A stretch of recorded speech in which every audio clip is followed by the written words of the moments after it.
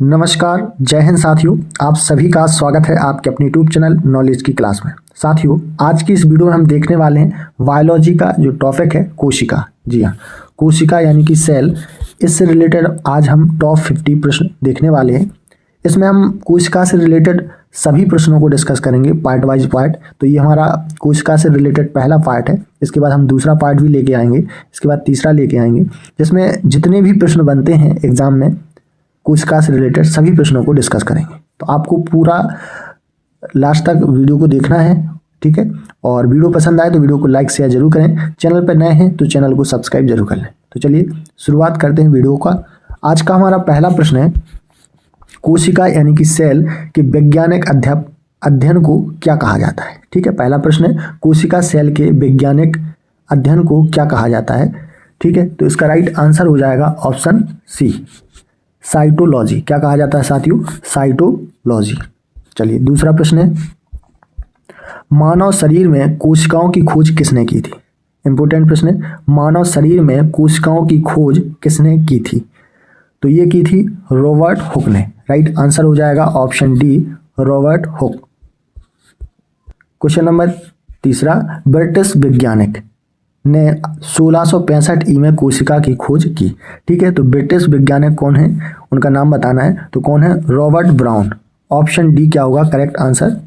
British वैज्ञानिक Robert brown ने 1665 में कोशिका की खोज की। तो ऑप्शन डी क्या होगा करेक्ट आंसर। अगला प्रश्न है, रॉबर्ट हुक ने कोशिकाओं के खोज उन्हें में देखकर की थी। तो किसको देख करके की थी रॉबर्ट हुक ने कोशिकाओं की खोज?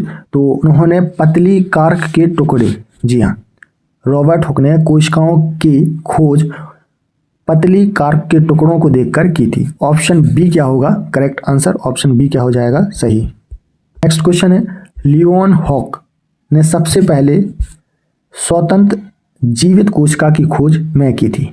इंपोर्टेंट प्रश्न है, ठीक है, ये कई बार एग्जाम में रिपीट हुआ है। लियोन हॉक ने सबसे पहले स्वतंत्र जीवित कोशिका की खोज में की थी। तो किस में की थी?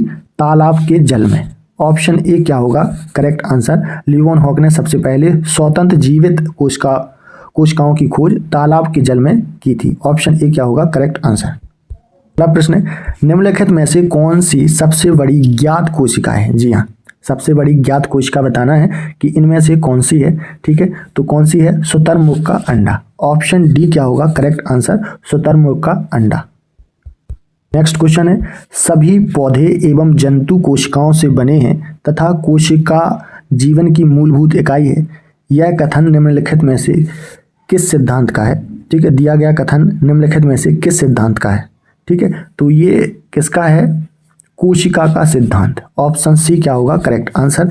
ये प्रश्न मध्य प्रदेश पुलिस कांस्टेबल में पूछा गया था, ठीक है, और रेलवे ग्रुप डी में भी। सभी पौधे एवं जंतु कोशिकाओं से बने हैं तथा कोशिका जीवन की मूलभूत इकाई है। तो दिया गया कथन निम्नलिखित में से किस सिद्धांत का है? तो कोशिका सिद्धांत का। अगला प्रश्न है, कोशिका सिद्धांत का प्रस्ताव देने वाले वैज्ञानिक का नाम बताइए। जी हाँ, कोशिका का जिन्होंने अभी हमने पहले थोड़ी देर क्वेश्चन नंबर 7 में बताया कि कोशिका सिद्धांत क्या है। तो ये आपको बताना है कि कोशिका सिद्धांत का प्रस्ताव देने वाले वैज्ञानिक कौन से हैं। तो उनका नाम बताना है। तो उनका नाम है M.J. श्रीडन और थियोडोर स्वान। ठीक है, ऑप्शन ए क्या होगा करेक्ट आंसर? ऑप्शन ए क्या हो जाएगा सही।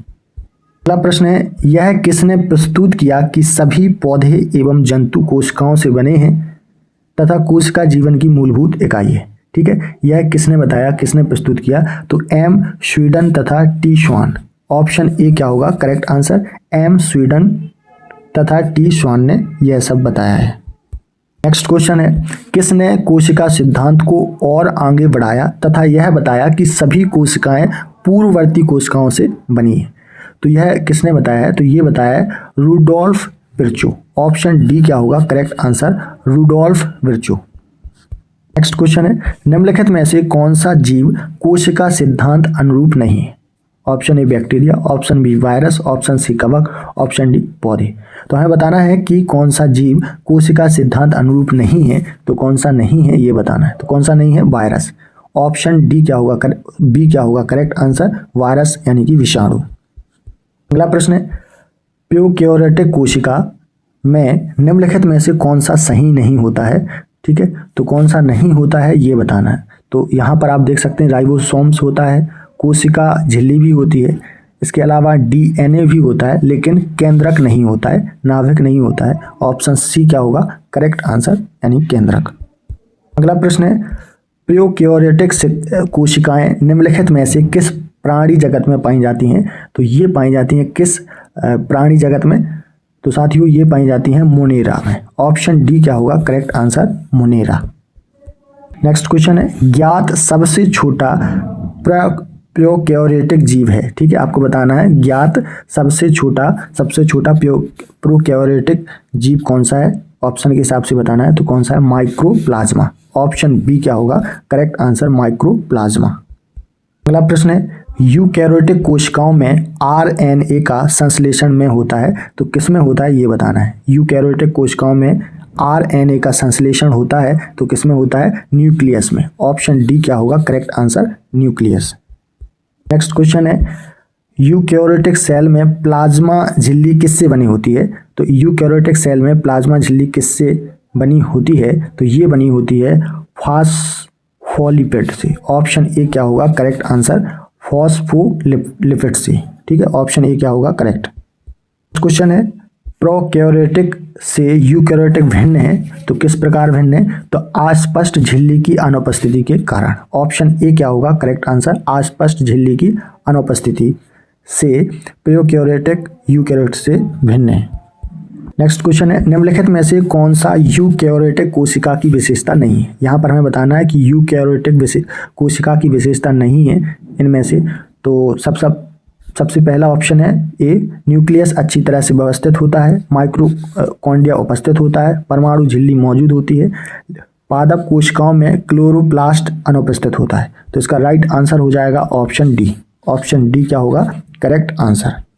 अगला प्रश्न है निम्नलिखित में से पादप कोशिकाओं का कौन सा भाग चयनात्मक पराग में होता है, तो कौन सा होता है ये बताना। तो कोशिका झिल्ली। ऑप्शन बी क्या होगा करेक्ट आंसर, ऑप्शन बी क्या हो जाएगा सही। चलिए नेक्स्ट क्वेश्चन है कोशिका झिल्ली की प्रवृत्ति क्या है, ठीक है। कोशिका झिल्ली की प्रवृत्ति बताना है कि क्या होती है, तो होती है अर्ध परागमय। ऑप्शन बी क्या होगा करेक्ट आंसर, अर्ध परागमय। अगला प्रश्न है प्लाज्मा झिल्ली या कोशिका झिल्ली, प्लाज्मा मेम्ब्रेन चयनात्मक पारगम्य झिल्ली बनी होती है, तो ये बनी होती है प्रोटीन से और लिपिड से, ठीक है। तो ऑप्शन डी क्या होगा करेक्ट आंसर, दोनों ए तथा बी। ऑप्शन डी क्या होगा राइट आंसर। अगला प्रश्न है लिपिड क्या है, ठीक है, बताना है लिपिड क्या है। तो लिपिड कोलेस्ट्रॉल और ट्रांस फैटी एसिड लिपिड के प्रकार हैं। ऑप्शन डी क्या होगा करेक्ट आंसर। क्वेश्चन नंबर 22 का आंसर क्या होगा डी, ठीक है। नेक्स्ट क्वेश्चन है कोशिका का कौन सा गुण कुछ पदार्थ को कोशिका के भीतर तथा बाहर आने जाने की अनुमति देता है। इंपोर्टेंट प्रश्न है, ठीक है। तो ऐसा कौन सा गुण है कोशिका का जो पदार्थ को कोशिका के भीतर अंदर आने जाने की अनुमति देता है, तो वो है प्लाज्मा झिल्ली। ऑप्शन डी क्या होगा राइट आंसर, प्लाज्मा झिल्ली। अगला प्रश्न है किस प्रक्रम द्वारा कुछ पदार्थ जैसे कि कार्बन डाइऑक्साइड अथवा ऑक्सीजन कोशिका झिल्ली के आर पार आ जा सकते हैं, ठीक है। तो किस प्रक्रम के द्वारा, तो विसरण के द्वारा। ऑप्शन सी क्या होगा करेक्ट आंसर, विसरण। अगला प्रश्न है उच्च सान्द्रता के क्षेत्र से उसकी कम सान्द्रता वाले क्षेत्र की तरफ एक कोशिका झिल्ली के माध्यम से होने वाले अणुओं के संचालन को कहते हैं, तो क्या कहा जाता है, तो उन्हें कहा जाता है संक्रिय आवागमन। ऑप्शन सी क्या होगा राइट आंसर, संक्रिय आवागमन कहा जाता है। साथियों यहाँ पर हमने टॉप 25 प्रश्न देख चुके हैं, ठीक है, बायोलॉजी यानी सेल कोशिका से रिलेटेड। अभी 25 प्रश्नों को और देखने वाले हैं, तो उससे पहले फटाफट से वीडियो को लाइक कर दें अभी तक जिन्होंने वीडियो को लाइक नहीं किया है, साथ ही चैनल को सब्सक्राइब जरूर कर लें। प्रश्न है निम्नलिखित में से कौन सा लगभग प्रत्येक कोशिका में पाया जाने वाला गुण नहीं है, ठीक है। तो इसका राइट आंसर हो जाएगा ऑप्शन ए कोशिका भित्ति। ऑप्शन ए क्या होगा राइट आंसर, कोशिका भित्ति। अगला प्रश्न है पादप कोशिका वनस्पति कोशिका भित्ति मुख्यतः किससे बनी होती हैं, ठीक है। Option A lipid, option B vitamin, option C cellulose, option D protein, ठीक है, तो बताना है पादप कोशिका या वनस्पति कोशिका भित्ति मुख्यतः किससे बनी होती हैं, तो ये बनी होती हैं सेल्यूलोज से। ऑप्शन सी क्या होगा करेक्ट आंसर, सेल्यूलोज से। अगला प्रश्न है सेल्यूलोज भित्ति किसके सेलों में पाई जाती हैं, ठीक है, जंतु, बैक्टीरिया, फंजा यानी कवक या पौधे। ठीक है, तो सेलुलोज भित्ति किसके सेलों में पाई जाती हैं, तो ये पाई जाती हैं पौधों के। ऑप्शन डी क्या होगा राइट आंसर, पौधे। कोशिका भित्ति की प्रवृत्ति क्या है, तो कोशिका भित्ति की जो प्रवृत्ति है वो क्या है ये बताना है, तो अर्ध परागमय। ऑप्शन बी क्या होगा राइट आंसर, अर्ध परागमय। अगला प्रश्न है निम्नलिखित में से किसमें कोशिका भित्ति नहीं होती है। ठीक है, बताना है कि इनमें से किसमें कोशिका भित्ति नहीं होती है, तो किसमें नहीं होती है ये बताना है, तो माइक्रोप्लाज्मा में। ऑप्शन डी क्या होगा राइट आंसर, माइक्रोप्लाज्मा में कोशिका भित्ति नहीं पाई जाती। नेक्स्ट क्वेश्चन है निम्नलिखित में से कौन सी कोशिकांग केवल पादप कोशिका वनस्पति कोशिका में स्थित होती है। ठीक है, ये बताना है, तो राइट आंसर हो जाएगा ऑप्शन बी कोशिका भित्ति। कोशिका भित्ति कोशिकांग केवल पादप कोशिका या वनस्पति कोशिका में स्थित होती है। ऑप्शन बी क्या होगा राइट आंसर। किसकी उपस्थिति के कारण किसी पादप कोशिका पशु कोशिका में अंतर पाया जाता है। ठीक है, तो किसकी उपस्थिति के कारण, तो कोशिका भित्ति की उपस्थिति के कारण। ऑप्शन बी क्या होगा करेक्ट आंसर, कोशिका भित्ति की उपस्थिति के कारण किसी पादप कोशिका और पशु कोशिका में अंतर पाया जाता है। ऑप्शन बी क्या होगा राइट। अगला प्रश्न है संरचनाओं के कौन से युग्म प्राह पादप और जंतु दोनों कोशिकाओं में पाए जाते हैं, तो ये पाए जाते हैं अंतर्द्रव्य जालिका और कोशिका कला। ऑप्शन सी क्या होगा राइट आंसर, ऑप्शन सी क्या हो जाएगा सही। ठीक है, याद रखेंगे अंतर्द्रव्य जालिका और कोशिका कला जो कि पादप और जंतु दोनों कोशिकाओं में पाए जाते हैं। नेक्स्ट क्वेश्चन है निम्नलिखित में से कौन से भाग वनस्पति और जंतु दोनों ही कोशिकाओं में पाए जाते हैं। ठीक है, तो ये कोशिका कला, कोशिका द्रव्य और केंद्रक। ठीक है, ऑप्शन सी क्या होगा करेक्ट आंसर। नेक्स्ट क्वेश्चन है एक जीवित कोशिका की संपूर्ण अवयव को रूप में जाना जाता है जिसमें साइटोप्लाज्म और नाभिक शामिल होते हैं, तो इसका राइट आंसर होगा प्रोटोप्लाज्म या जीव द्रव्य। एक जीवित कोशिका की संपूर्ण अवयव को प्रोटोप्लाज्म या कहें कि जीव द्रव्य के रूप में जाना जाता है जिसमें साइटोप्लाज्म और नाभिक शामिल होते हैं। ऑप्शन ए क्या होगा राइट आंसर। क्वेश्चन है निम्नलिखित में से किसे जीवन का भौतिक आधार माना जाता है, तो जीवन का भौतिक आधार निम्नलिखित में से किसे माना जाता है, तो जीव द्रव्य को। ऑप्शन डी क्या होगा करेक्ट आंसर, जीव द्रव्य। अगला प्रश्न है कोशिका का जीवित अंश यानी जीव द्रव्य जिसे हम बोलते हैं प्रोटोप्लाज्म कहलाता है, यह किससे बना होता है। ठीक है, तो प्रोटोप्लाज्म बना होता है किससे, कोशिका द्रव्य, केंद्रक द्रव्य और अन्य कोशिकांग से। ऑप्शन डी क्या होगा करेक्ट आंसर, ऑप्शन डी क्या हो जाएगा सही। अगला प्रश्न है कोशिका में स्थित तरल जैविक पदार्थ को जीव द्रव्य का नाम किसने दिया, तो ये नाम दिया है किसने, जे.ई. पुरकिंजे। ऑप्शन सी क्या होगा करेक्ट आंसर, जे.ई. पुरकिंजे। अगला प्रश्न है जीव द्रव्य में सर्वाधिक पाया जाने वाला पदार्थ कौन सा है, प्रोटीन, वसा, खनिज, जल।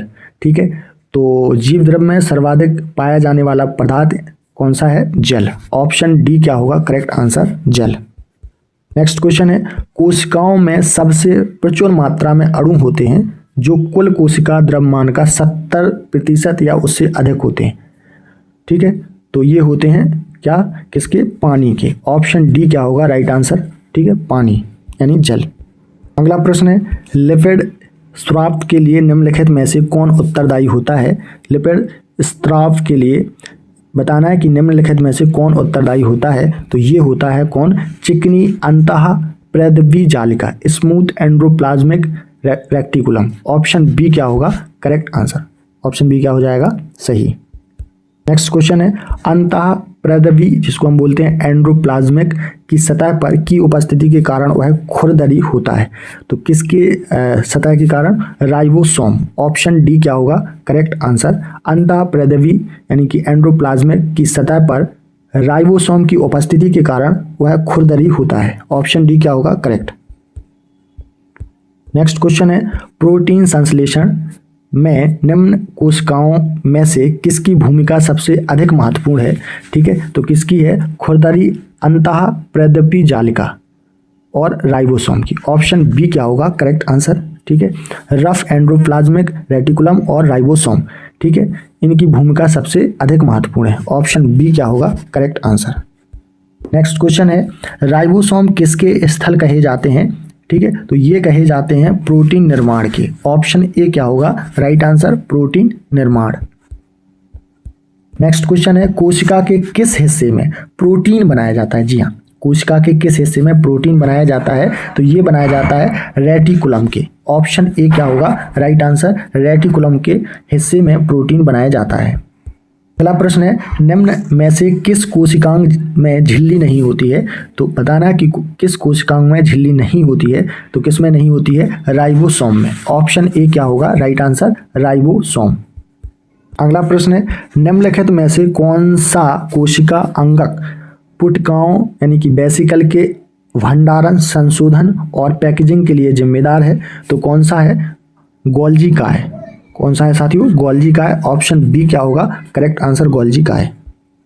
अगला प्रश्न है, लाइसोसोम यानी कि लयन काय एवं प्रोकिसोम बनता है, तो किससे बनता है, तो ये बनता है किससे, गोल्जी काय में। ऑप्शन डी क्या होगा करेक्ट आंसर, लाइसोसोम पेरोकिसोम बनता है किसमें, गोल्जी काय में। ऑप्शन डी क्या होगा करेक्ट आंसर। नेक्स्ट क्वेश्चन है, कोशिका में निम्न में से कौन सी पाचन थैली यानी कि डाइजेस्टिव बैग कहलाती है। इंपोर्टेंट प्रश्न है, तो आपको बताना है पाचन थैली, ठीक है, कोशिका में किसे कहा जाता है, तो किसे कहा जाता है, लाइसोसोम को। ऑप्शन डी क्या होगा करेक्ट आंसर, लाइसोसोम।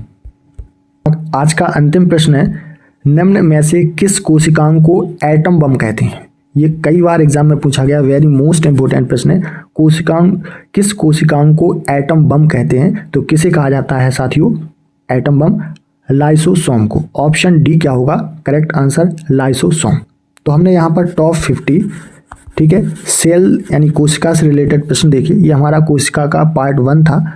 पार्ट 2 में हम और कोशिका से रिलेटेड प्रश्नों को डिस्कस करेंगे, ठीक है। तो हमारे साथ जुड़ने के लिए आप चैनल को फटाफट से सब्सक्राइब कर लें। वीडियो पसंद आया हो तो लाइक कर दें, शेयर कर दें, ठीक है। मिलते हैं नए पार्ट में, तब तक के लिए नमस्कार, जय हिंद।